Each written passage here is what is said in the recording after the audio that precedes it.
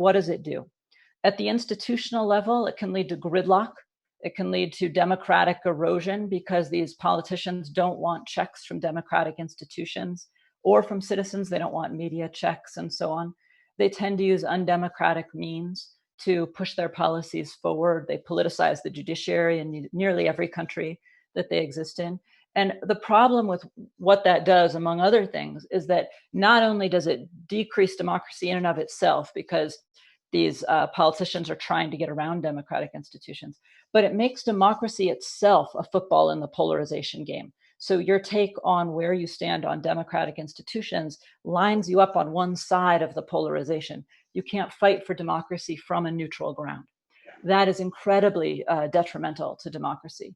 It's also detrimental at the societal level.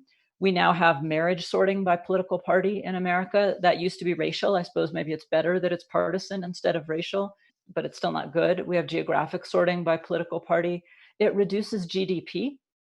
When you get really severe affective polarization, people want to do business with their group and not with the other group. You see this in tribal and racial polarization in other countries, but you can imagine it here with partisan polarization pretty quickly.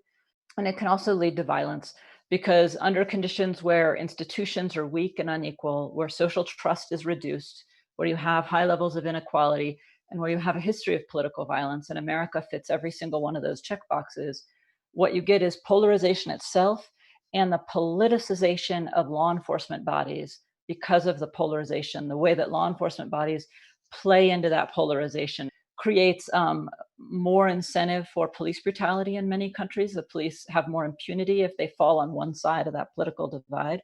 And there's more incentive for citizen on citizen violence from one side of the polarized divide to the other. And because the police tend to take a side, you get marginalized communities using violence against each other without the police stepping in to support them as much.